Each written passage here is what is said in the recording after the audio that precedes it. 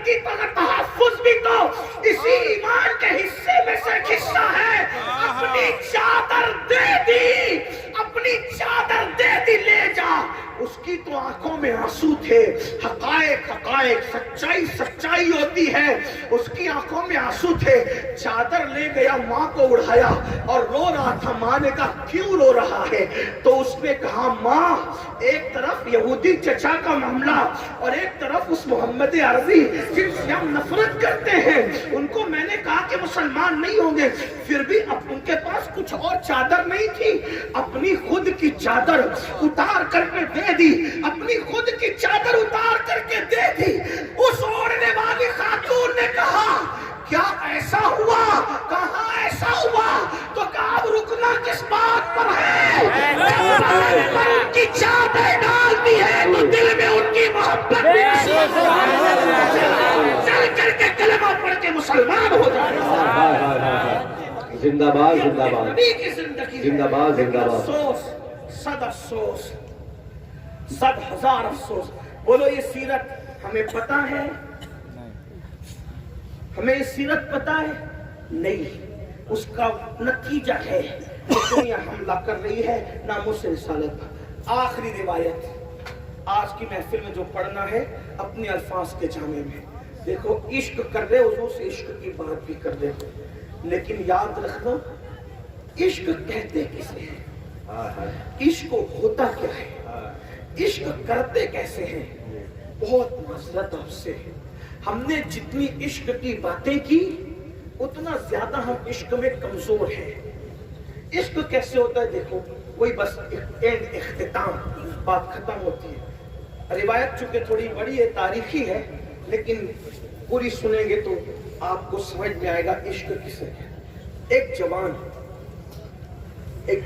تھے، ان کا نام تھا عبداللہ المزنی. ٹھیک، عبداللہ کی عمر چھوٹی سی تھی، چھوٹی عمر تھی.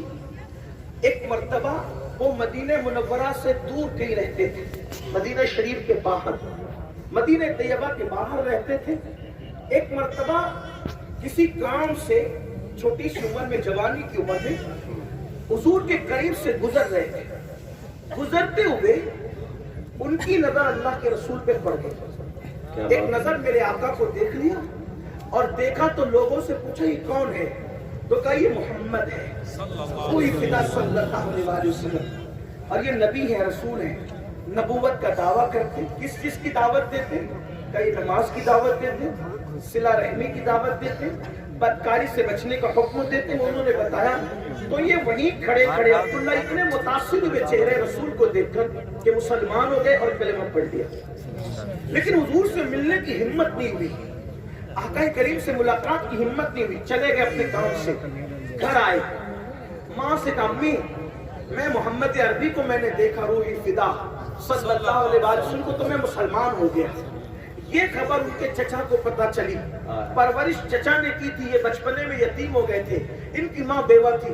چچا نے اتنا مارا کہ مارتے مارتے تھک گیا اور کہتا تھا محمد کو چھوڑ دے، محمد کو چھوڑ دے.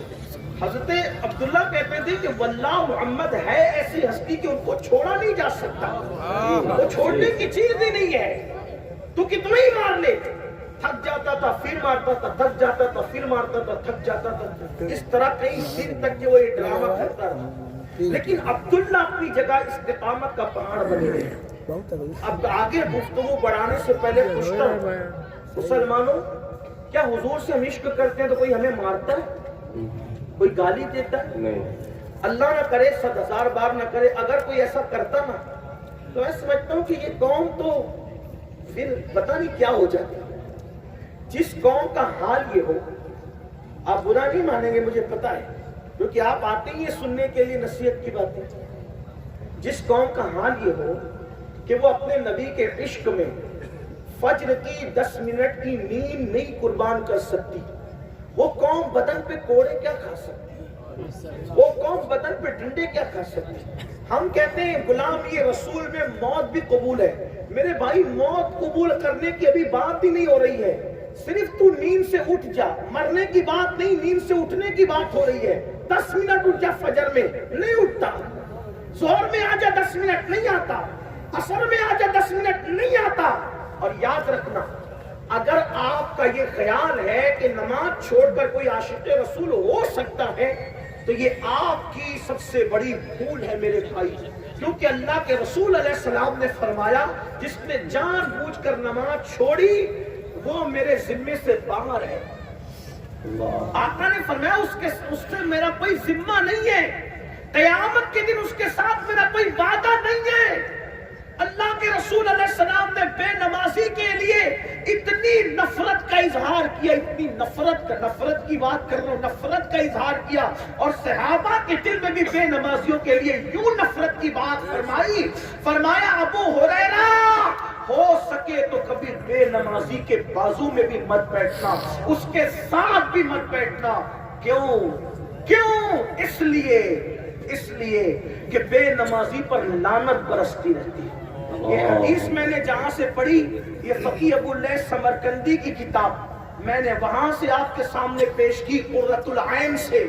اب میں آپ سے کہتا ہوں کہ میرے مسلک میں, جسے مسلک اعلی حضرت کہتے ہیں, اس میں صرف وہابی کے پاس بیٹھنا ہی منع نہیں ہے, اس میں تو بے نمازی کے پاس بیٹھنا بھی منع ہے.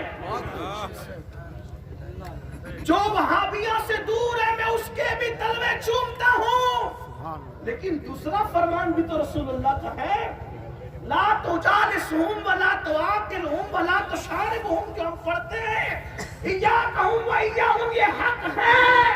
لیکن یہ بھی تو فرمایا ابو ہریرہ رضی اللہ تعالیٰ سے, ابو ہریرہ کبھی بے نمازی کے قریب مت بیٹھنا, اس پر آسمان سے لعنت برستی ہے. ہمارا اس پر عمل کیوں نہیں ہے؟ ہم کیوں نماز سے دور ہیں؟ مسجدوں کو کیوں ویران کیے ہوئے ہیں؟ میں نے یہ بات علماء کی مجلس میں سبق سنانے کی نیت سے عرض کی, اگر میں غلطی کروں تو میری اصلاح کریں گے. میرے مذہب میں دشمن احمد میں شدت کیجئے جہاں حکم ہے, وہیں پر میرے امام نے یہ بھی تو کہنا اوروں سے چھپ کے کیے جس کے گناہ وہ خبردار ہے. کیا گناہ ہے؟